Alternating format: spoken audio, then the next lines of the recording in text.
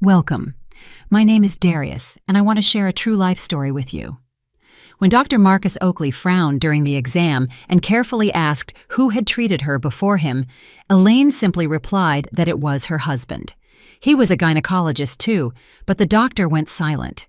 He set his instruments aside and told her she needed immediate lab work because what I'm seeing inside shouldn't be there.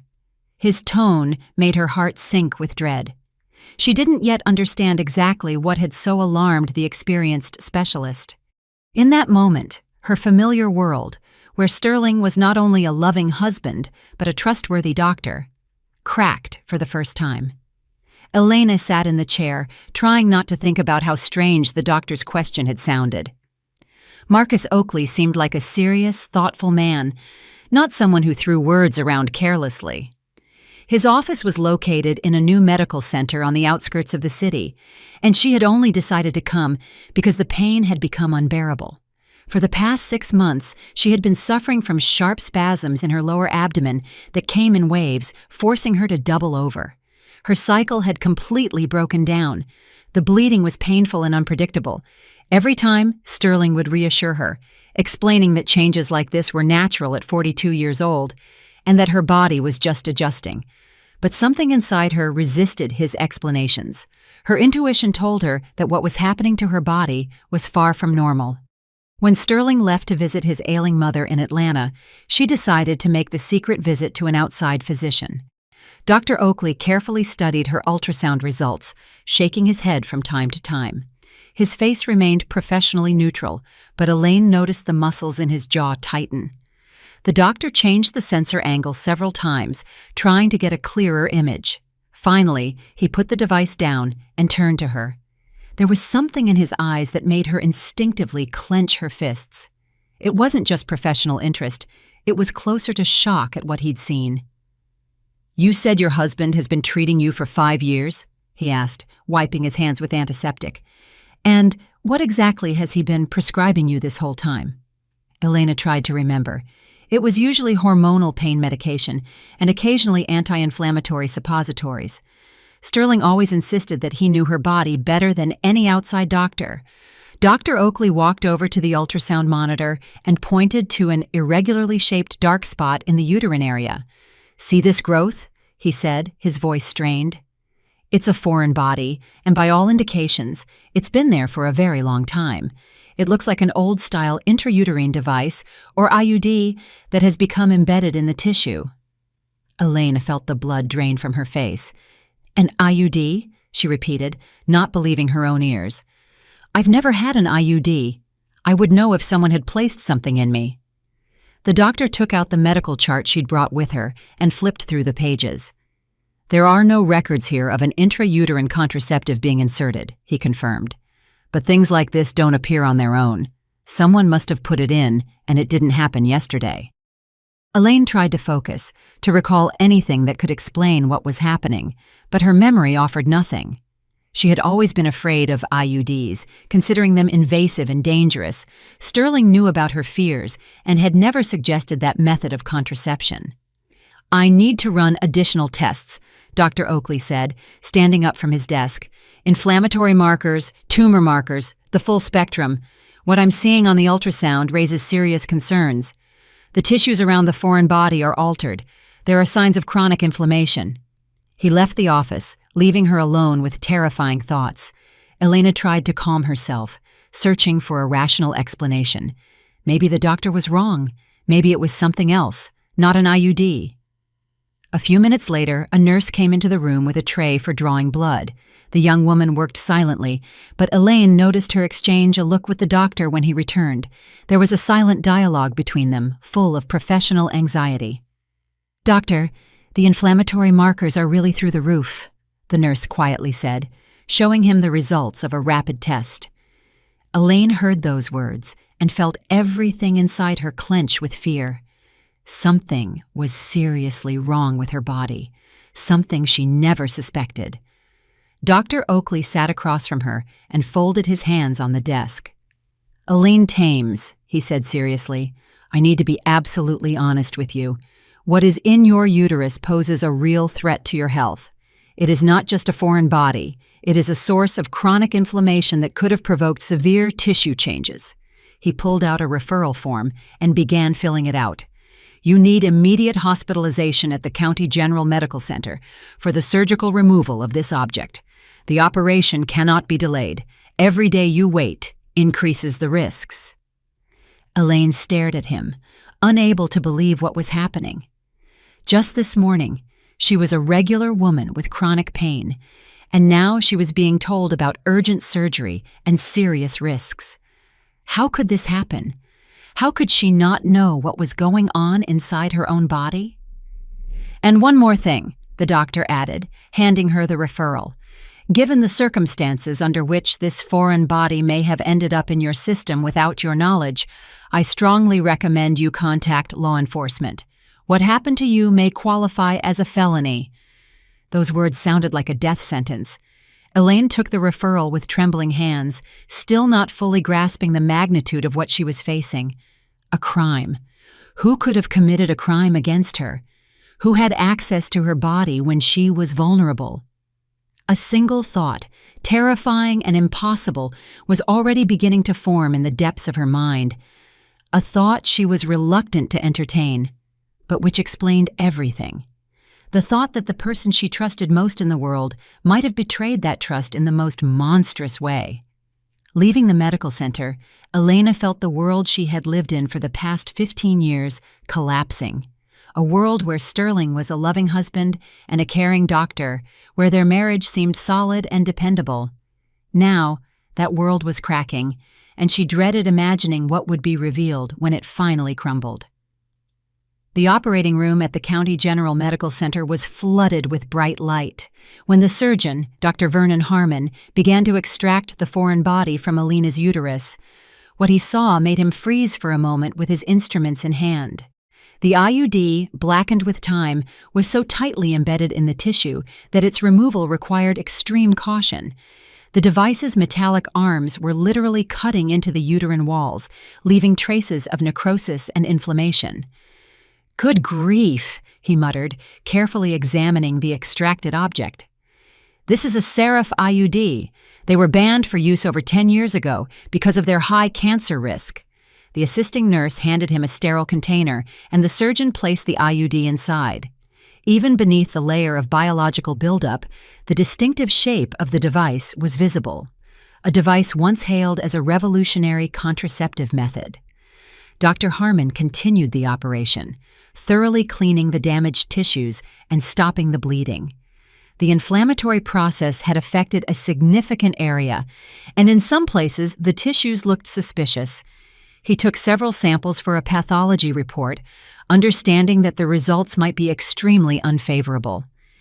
8 years of a cancer-causing device being in her body could not have passed without consequence. When the surgery was over, the surgeon personally escorted the patient to the intensive care unit. Elaine slowly came to after the anesthesia. Her mind gradually cleared. The first thing she saw when she opened her eyes was the concerned face of Dr. Harmon leaning over her bed. "The operation was a success," he said softly, but his tone held a warning. "We removed the foreign body. But what we found raises serious concerns."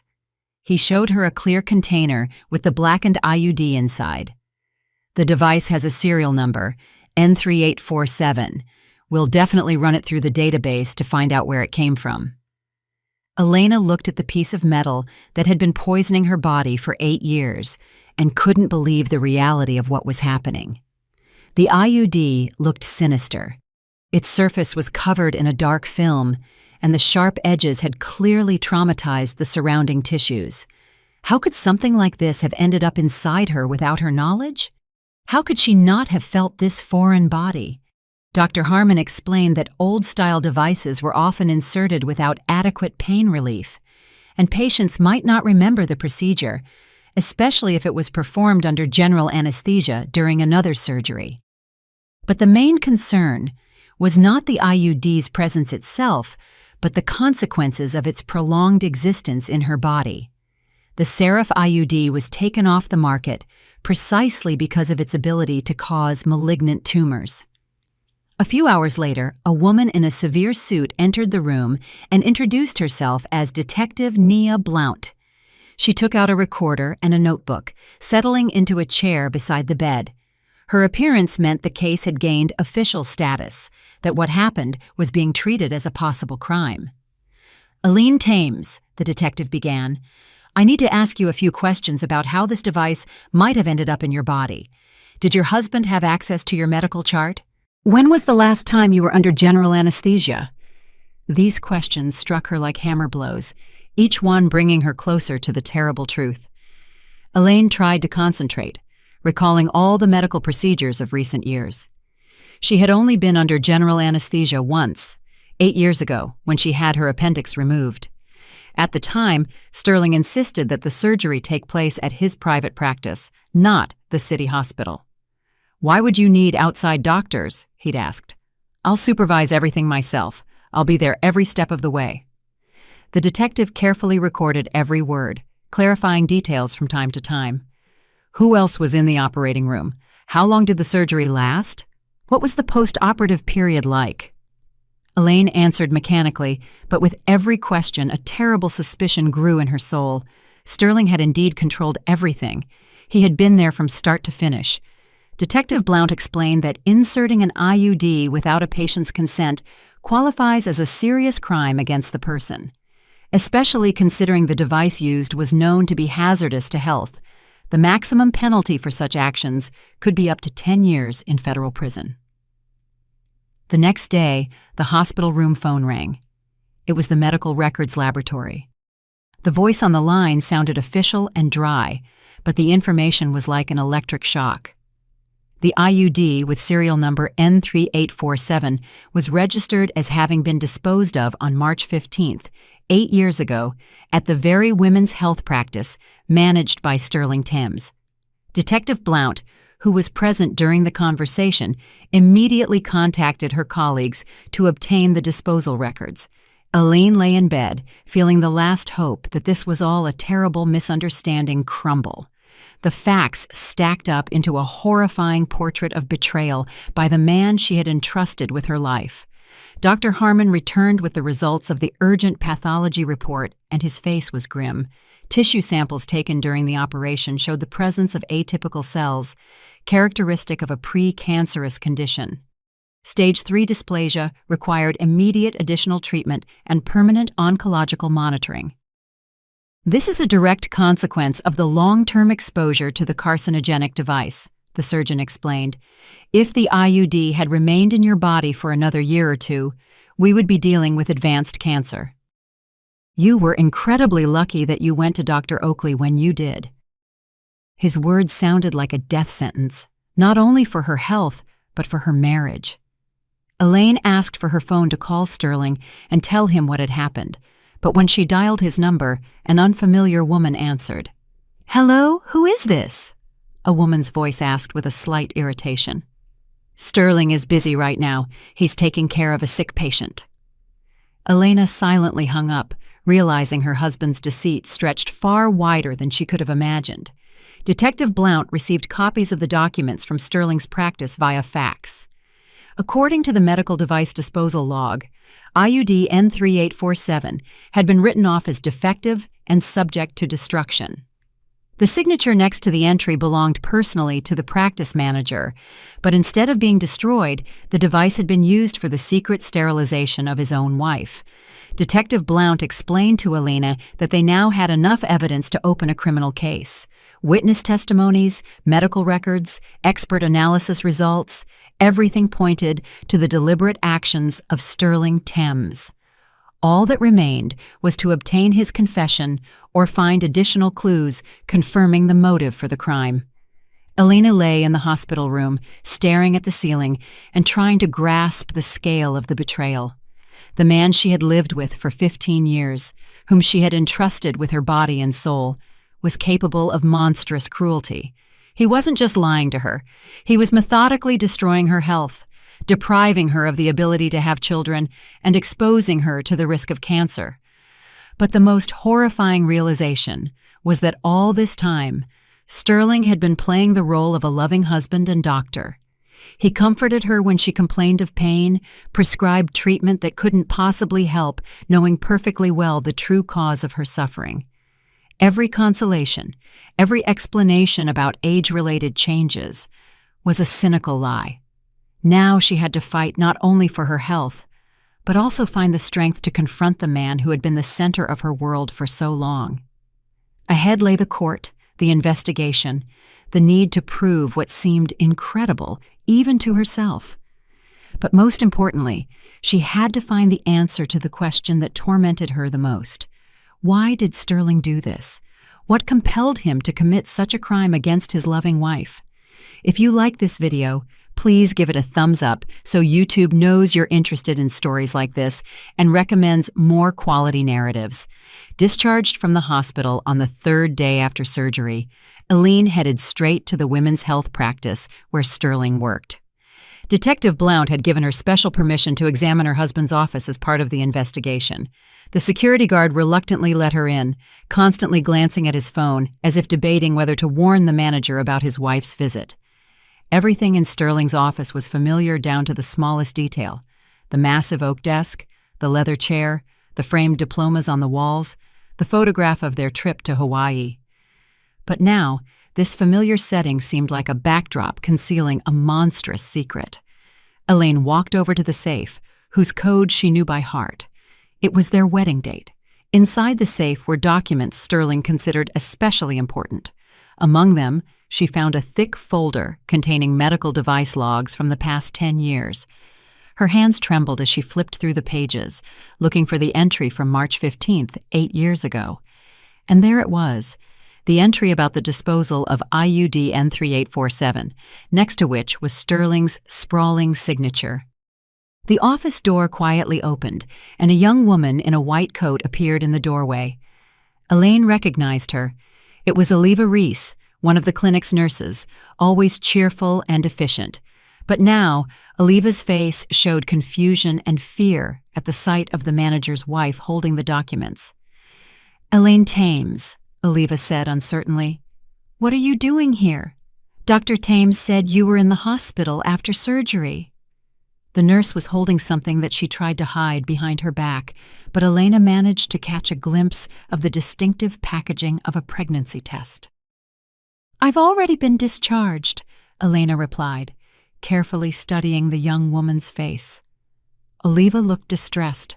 Her cheeks were flushed, and her eyes darted around. "What is that in your hand?" Elena asked, though she already guessed the answer. The nurse became even more flustered and pressed the test to her chest. "It's personal," Oliva mumbled, but her voice sounded unconvincing.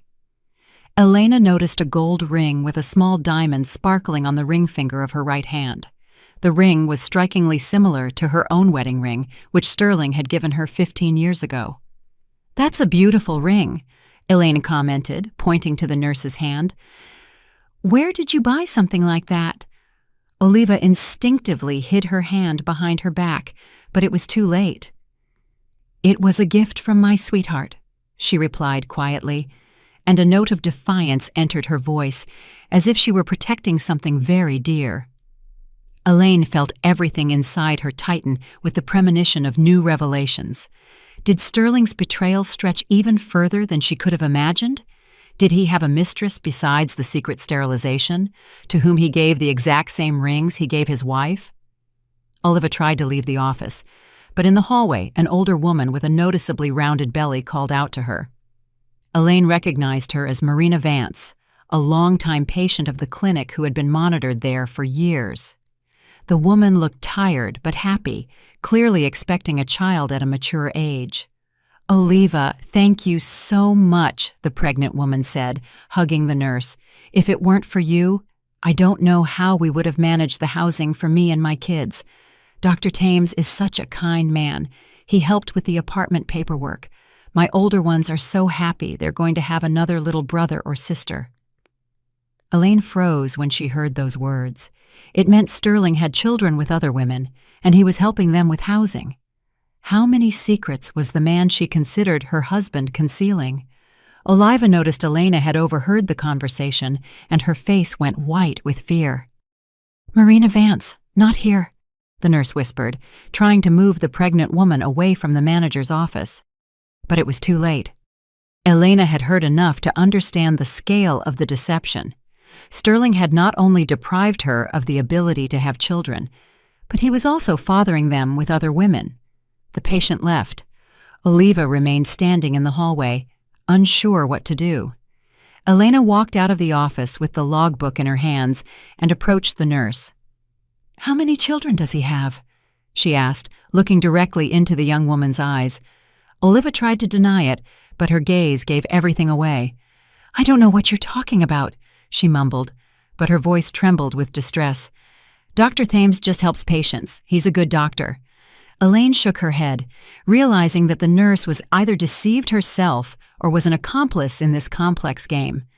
At that moment, the security guard's phone rang. He had been watching them from his booth.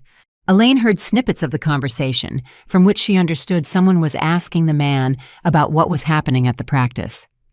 "Thames," the guard said into the phone, "your wife was here looking for something in your office. Oliva caught her, and they were talking about something." Elena realized she had little time left. Sterling would surely find out about her visit now and try to hide or destroy the incriminating documents. She quickly took pictures of the logbook page with the IUD disposal entry, as well as several other suspicious entries on her phone. Oliva stood nearby, clearly in a state of internal conflict. On one hand, she was loyal to Sterling. On the other, she saw his wife suffering and knew something was terribly wrong. The pregnancy test in her hand was eloquent proof that she was more than just a nurse to the practice manager. Elaine decided to take a gamble. "Is it his?" she asked, pointing to the test in Oliva's hand. The nurse didn't answer, but her silence was more telling than any words. Tears welled up in her eyes, and she pressed the test to her chest, as if shielding her future child from a cruel world. "He promised me he would divorce you," Oliva finally said, barely audible. "He told me you were sick, that you couldn't have children, that your marriage was long dead. I didn't know that he was the one who made you sick." These words served as a confession, confirming Elaine's worst fear. "How many children do you have together?" Elena asked, feeling her world spin with horror. Oliva looked up at her, her eyes full of tears and remorse. "2," she whispered. "Macy, she's 5, and Isaac, he's 3. They think Daddy works in another city, which is why he rarely comes home." Elena felt the ground disappear from under her feet. It turned out that while she was suffering from the pain caused by the embedded IUD, Sterling was creating a parallel family with a young nurse. He was raising the children he had deprived her of. He played the role of a loving father to some and an indifferent husband to another. The security guard finished his conversation and headed towards them, clearly having received instructions from Sterling. "Elena Thames," he said with forced politeness, "I need to ask you to leave the building. The manager said you do not have the right to be here without his presence." Elena knew her time was up. She quickly left the practice, taking with her the document photos and the terrible knowledge of her husband's double life. In the car, she called Detective Blount and told her what she had learned. Now they had not only proof of a crime against her health, but also a motive explaining Sterling's actions. Detective Blount listened carefully and promised to immediately question Oliva Reese as a witness. She also planned to obtain a warrant to search Sterling's home and workplace to seize all documents that might shed light on his criminal activity. Elaine drove home, realizing her life was utterly ruined. The man she trusted most in the world was capable of monstrous betrayal. He had not only deprived her of her health and the possibility of motherhood, but had also deceived her for years, building a family with another woman. Now she had to find the strength for a final confrontation with the man who had been the center of her world for so long. Ahead lay the court, the exposure, the need to prove what seemed unbelievable. But most importantly, she needed to learn to live again, free from illusions about the love and loyalty of the man who had betrayed her in the cruelest way. If you enjoy this story, subscribe to the channel so you don't miss new videos. The house greeted Elaine with its usual silence, but now that silence felt sinister, full of hidden secrets and lies. She walked into Sterling's home office, where his personal computer sat, a machine she'd never had reason to use before. She guessed the password on the third attempt. It was his mother's birthday, the person he considered most important in his life. The desktop was neatly organized. Folders contained medical documents, scientific articles, photos from conferences, but one folder with an unusual name stood out. Forever Now, which immediately caught her attention. Elena clicked on it, and her heart froze at what appeared on the screen. Inside the folder were hundreds of photos of Oliva in intimate poses, pictures of their trips together, romantic dinners, and outings with small children. In one photo, Sterling was holding a girl of about 5 who looked strikingly like him. Next to her stood a younger boy, also with his characteristic features. These were the Macy and Isaac that Oliva had mentioned. But the most terrifying discovery was the correspondence that spanned over 5 years. Elena opened the message file and started reading, feeling everything inside her constrict with horror with every line. The correspondence began with ordinary work questions, but gradually moved into personal confessions and plans for the future. In one message, dated 3 years prior, Sterling wrote to Oliva about his plans. "Don't worry, darling, I solved the problem with Elaine once and for all. I gave her a little gift during her appendectomy. She definitely won't be having kids now, and we can be together without any more questions about heirs." Elena reread the message several times, unable to believe her own eyes.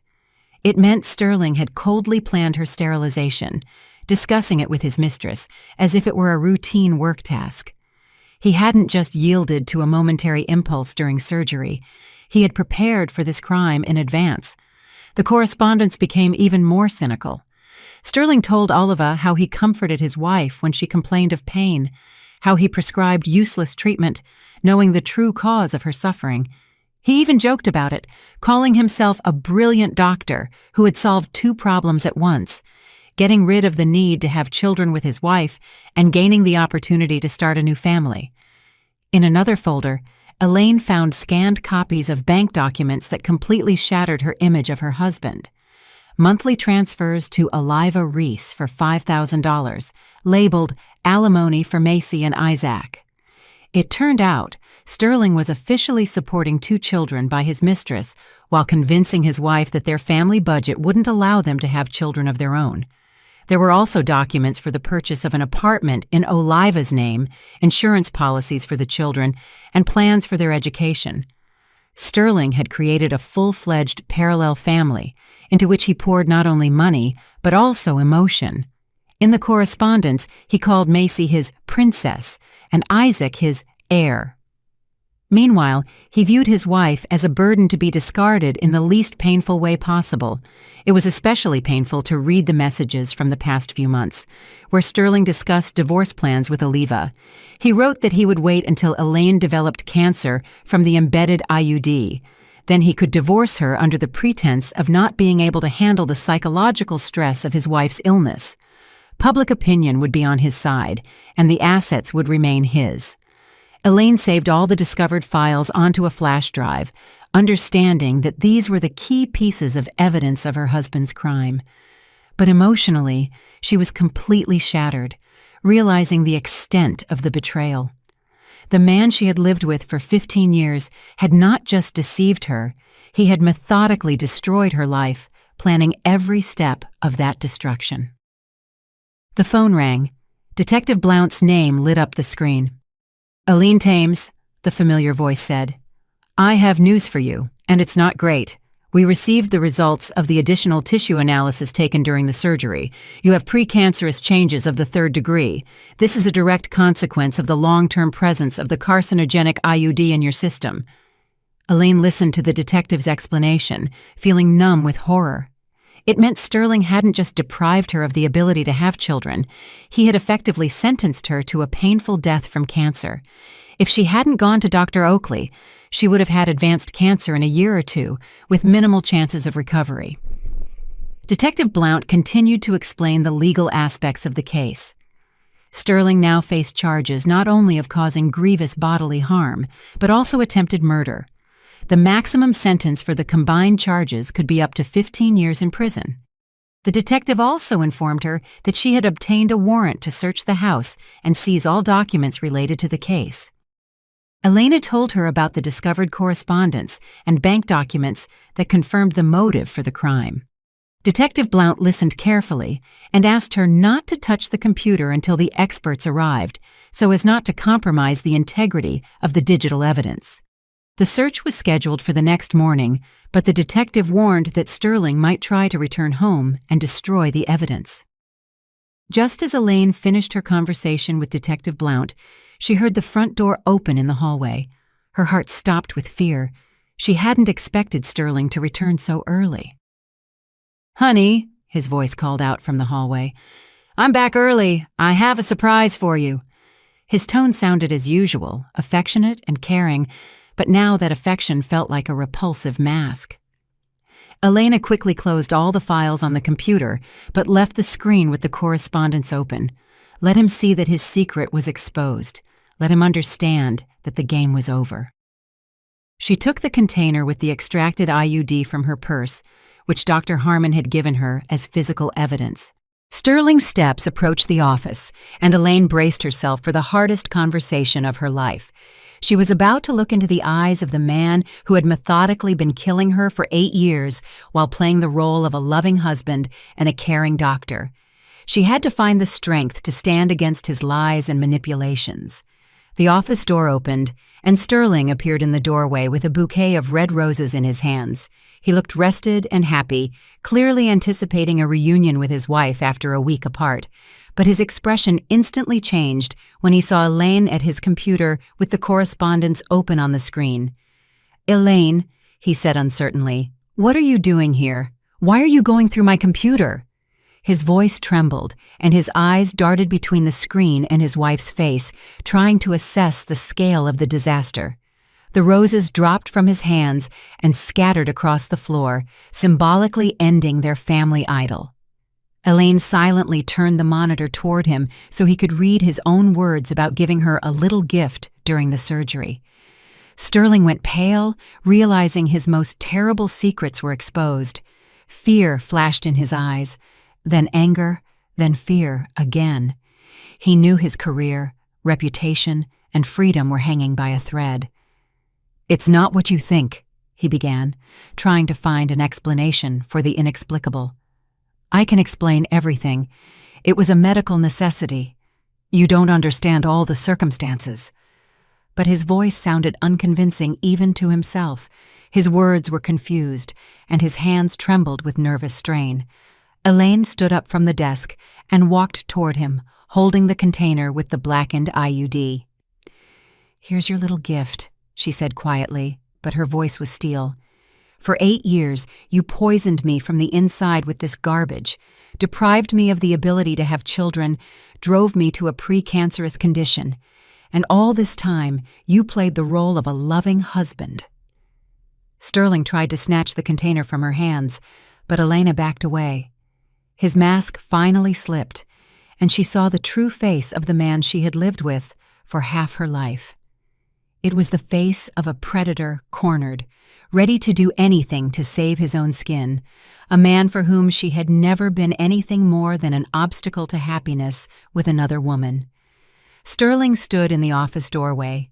His face rapidly changed expression from surprise to comprehension, from fear to despair. The roses lay on the floor, their red petals scattered across the carpet, creating a sinister picture of a ruined idol. He saw his correspondence with Oliva on the computer screen, understood that his most terrible secrets were exposed, but still tried to find a way to wriggle out of the situation. "Elaine, what are you doing here?" he repeated, taking a step into the room. "Why are you digging through my personal files? This is a violation of privacy. You have no right." His voice trembled with nervous strain, and his hands clenched into fists. He was still trying to play the role of the offended husband whose privacy had been violated. Elaine slowly turned to him, holding the container with the blackened IUD in her hands. Her face was pale, but her eyes burned with the cold fire of righteous anger. "Is this your surprise?" she asked quietly, holding up the container. "For 8 years you poisoned me from the inside with this garbage, deprived me of the ability to have children, drove me to a pre-cancerous condition." Sterling lunged at her, trying to snatch the evidence from her hands. "Give that to me!" he yelled, losing the last shreds of his self-control. "You don't understand what you're doing. This could ruin my career, my reputation." Elena dodged him, pressing the container to her chest. For the first time in all their years of marriage, she saw her husband's true face, without masks or pretense. At that moment, footsteps sounded in the hallway, and Detective Blount's voice cut through the tense silence. "Sterling Nicholas Thames," she said in an official tone, walking into the office accompanied by 2 police officers. "You are under arrest on suspicion of causing grievous bodily harm and attempted murder. You have the right to remain silent." Sterling turned to the newcomers. His face was contorted with horror. "This is a misunderstanding," he began, trying to maintain his dignity. "I am a respected doctor, a practice manager. I have an impeccable reputation. You can't arrest me based on the delusional accusations of my mentally unstable wife." Detective Blount pulled out handcuffs. Her face remained professionally impassive. "We have all the necessary evidence, including medical examination results, IUD disposal documents, and witness testimony. Your wife has provided us with correspondence in which you yourself confessed to the crime committed." Just then, Oliva burst into the house. Her face was streaming with tears, and she was clutching her cell phone. "Sterling!" she cried. "The guard at the clinic called me and said the police arrived. What's going on?" Seeing the handcuffs in the detective's hands, she rushed to her lover, trying to shield him. "I'll tell you everything," Oliva sobbed, turning to Detective Blount. "It was his idea, not mine. He told me his wife was infertile from birth, that they hadn't lived as husband and wife for ages. I didn't know that he made her sick himself." Her confession poured out, destroying Sterling's last hopes of salvation. Sterling pushed Oliva away and turned to Elena. A final attempt to justify his actions flashed in his eyes. "I did this for us," he said desperately. "You yourself said you weren't ready for children, that you wanted to build your career first. I just helped you avoid an unwanted pregnancy." Elaine looked at him with disgust, unable to believe this man was still trying to shift the blame onto her. "I wanted to wait a year, not become permanently infertile," she replied coldly. "You deprived me of the right to choose, sentenced me to suffering and illness, and all for her, for your children with your mistress." Detective Blount put the handcuffs on Sterling, ignoring his protests and attempts to resist. "Oliva Reese," she addressed the weeping woman, "you need to come with us to give your statement. You are a key witness in this case." The nurse nodded, understanding that her life too had fundamentally changed. Sterling was led toward the exit, but he kept turning back to Elaine, trying to find a flicker of their former love in her eyes. "Elaine," he pleaded, "we can fix everything. I'll find the best doctors. We'll cure you. Don't ruin our family over one mistake." His words sounded pathetic and unconvincing even to himself. Elaine watched silently as the man she had lived with for 15 years was led away. She felt no emotion other than emptiness and relief. That man had died to her the moment she read his correspondence with his mistress. What was being led away now was only a shell, inside which lurked a stranger and an enemy. Oliva lingered in the doorway. Her gaze wavered between Elena and the departing Sterling. "I truly didn't know," she whispered. "He said you were sick from birth, that doctors had forbidden you to get pregnant. I thought I was helping him find happiness with a woman who could bear him children." Elena looked at her with pity, realizing that Oliva, too, was a victim of Sterling's manipulation. "How old are you?" she asked quietly. 26, the nurse replied. Elena shook her head, realizing Sterling had seduced a very young woman when she was barely 20. "He used you too," Elena said. "He promised to divorce me, marry you, but in reality, he just wanted a young mistress and children on the side. If it weren't for this whole situation, he never would have left me, because I provided him with stability and respectability." Oliva cried even harder, realizing the truth of Elaine's words. "What will happen to my children now?" she sobbed. "How will I explain to them that their daddy is a criminal? How will I support them without his help?" Elena felt sympathy for her, despite everything that had happened. Detective Blount returned for Oliva, patiently waiting for her to finish talking with Elena. "We really need to go," the detective said gently. "The sooner we process all the statements, the sooner you can get back to your children." Oliva nodded and headed toward the exit, but turned back at the door. "Forgive me," she told Elena. "I know my apologies won't change anything, but I truly didn't want to cause you harm." Elena nodded silently, unable to find the words to reply. Forgiveness would come later, when the pain of betrayal subsided, when she could think about this story without shuddering. The house emptied, and Elaine was left alone among the scattered roses and the fragments of her former life. She picked up a few petals, remembering how she used to be thrilled by such surprises from her husband. Now those flowers felt like a mockery, Sterling's last attempt to preserve the illusion of a normal relationship. She walked into the bedroom and began gathering his things, realizing she no longer wanted to see anything in the house that reminded her of him. Every photograph, every book, every item of clothing was saturated with lies and deception. She had to start life anew, cleansing her space of the ghosts of the past.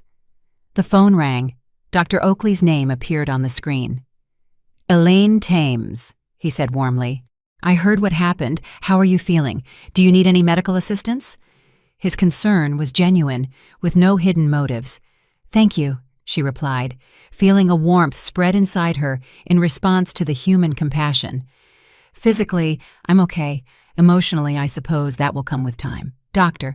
Oakley offered her psychological support and regular checkups to monitor her health after the IUD removal. Hanging up, Elaine went out onto the balcony and looked at the city spread out below. Somewhere in a detention center sat the man who had been slowly killing her for 8 years. Tomorrow, the trial would begin, with interrogations, expert analyses, and public discussion of the most intimate details of her life. But she was ready to go through it to achieve justice and to warn other women against a similar fate. I recommend listening to these 2 stories you see on the screen. I'm sure you'll like them. And in the comments for this video, you'll find a link to a collection of the best stories from around the internet. Thank you for watching.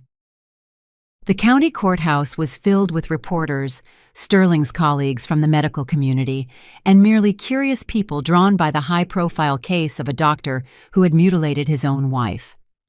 Elena sat in the front row, trying not to pay attention to the whispers and curious stares.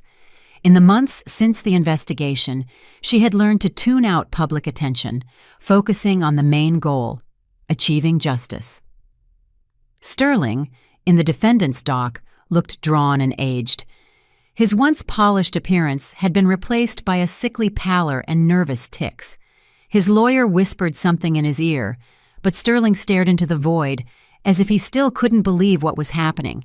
His reputation was ruined, his career was over, and ahead loomed the prospect of many years behind bars. Judge Ava Jenkins, a middle-aged woman with a stern face, opened the session and gave the floor to the state prosecutor. The prosecutor methodically laid out the circumstances of the case. Each fact sounded like a hammer blow to the defendant's reputation. The secret insertion of a carcinogenic IUD, years of deception, the parallel family, the cynical correspondence with his mistress. The first witness called was Oliva Reese, who entered the hall pale and trembling. Her pregnancy was clearly visible. Her rounded belly added drama to her testimony. She sat in the witness chair, not daring to look at Sterling, who stared at her with pleading eyes. "Please tell the court about your relationship with the defendant," the prosecutor requested. Oliva spoke softly, but her words were distinctly heard in the ensuing silence. "He told me his wife was infertile from birth, that doctors had forbidden her to get pregnant due to genetic abnormalities. I believed him. I thought I was helping a good man find happiness." She recounted how Sterling promised her a divorce from his wife and an official marriage, how he planned their future together with their children. He said he deliberately made his wife sick so she wouldn't claim the assets in the divorce. Oliva confessed, and a murmur of outrage passed through the hall. He said it would be better for everyone, that she wouldn't suffer through a divorce. Sterling's lawyer attempted to discredit Oliva's testimony, hinting at her vested interest in the outcome of the case. But the young woman steadfastly answered all the questions, providing specific dates and quoting messages from the correspondence. Her sincerity was evident even to the most skeptical jurors. The next witness was Dr. Oakley, who spoke of his suspicions from Alina's very first examination. The experienced physician couldn't help but notice that the patient's symptoms did not match the diagnoses her husband had given her. The inflammatory process was too localized, and the pain too specific for ordinary age-related changes. Surgeon Dr. Harmon demonstrated the extracted IUD to the court, explaining why devices like the Seraph had been banned from use. The carcinogenic properties of the alloy had been proven by numerous studies. This was why all such products were subject to mandatory disposal. Inserting such an IUD was tantamount to slowly poisoning the patient. A forensic expert read out the results of the analysis of Sterling's computer, confirming the authenticity of the correspondence with Oliva. The digital trail left no doubt that the messages were not fabricated. Especially compelling were Sterling's own confessions about how he solved the problem with his wife during the appendectomy. The medical expert announced the conclusion on the victim's health. The defendant's actions led to Elaine Tames's irreversible infertility and the development of a precancerous condition which, without timely intervention, would have progressed to stage 2 cancer. 8 years of a carcinogenic device being in her body caused irreparable harm to her reproductive system. When Elaine herself was given the floor, she stood up and slowly approached the podium. The courtroom fell silent. Everyone awaited her testimony. She was silent for a long time, collecting her thoughts, and then began to speak in a calm, even voice. "I entrusted this man with my health, my life, my love. For 15 years, I considered him the closest person on earth." Her voice didn't tremble, but every word was filled with pain and disappointment. "He used my love and trust. He used his professional knowledge as a weapon against me. For 8 years, I suffered in pain, not knowing the cause, and he comforted me, knowing that he himself was the source of my suffering." Elaine told the court how she had planned motherhood, how she dreamed of children, how she blamed herself for her infertility. "Now I know I will never be a mother," she said, and for the first time her voice cracked. "He deprived me of that right. He made the decision for me, disposed of my body as if it were his own property."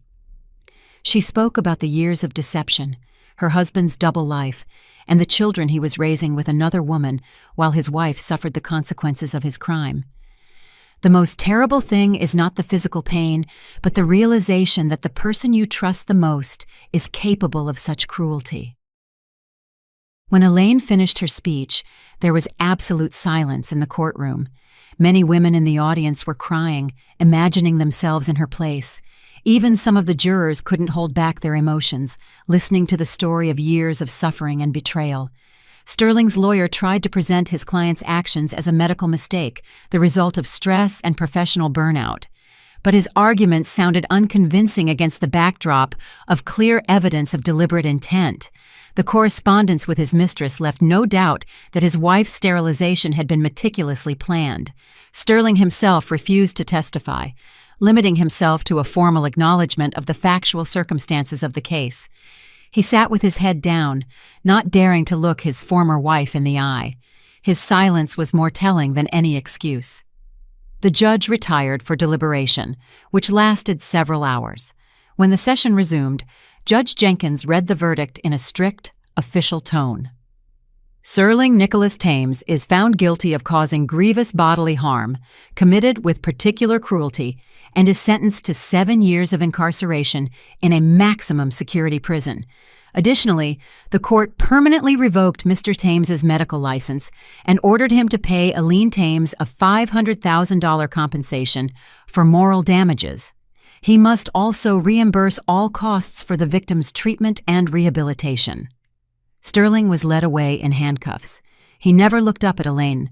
His lawyer announced his intention to file an appeal, but everyone understood that with such evidence, the chances of leniency were practically nil. The medical community had already disavowed their former colleague. His name had become synonymous with professional betrayal. 1 year later, Elaine stood before a mirror in an ivory-colored wedding dress that highlighted her slender but stronger figure. Regular checkups showed that the precancerous changes had been arrested. Her body was gradually recovering after the removal of the source of poisoning.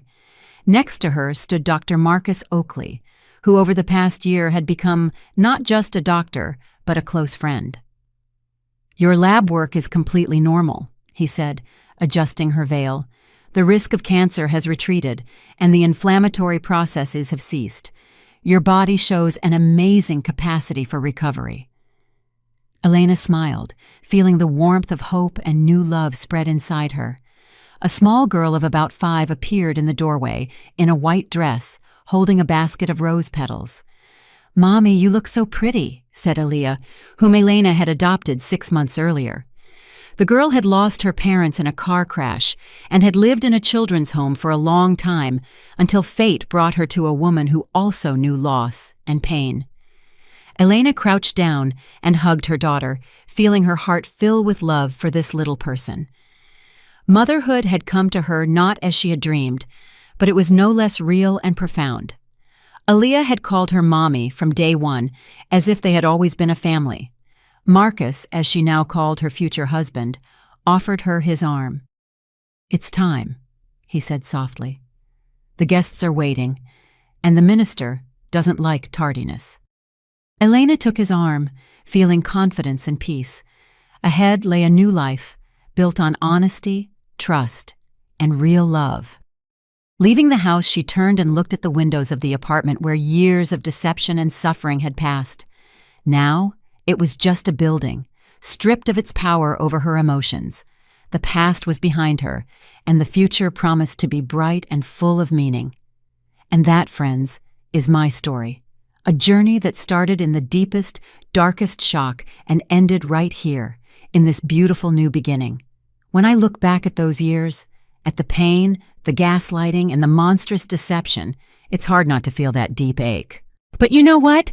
That pain was the fire that forced me to finally listen to that quiet voice inside, the one that told me, "Something is wrong, Elaine. Get out."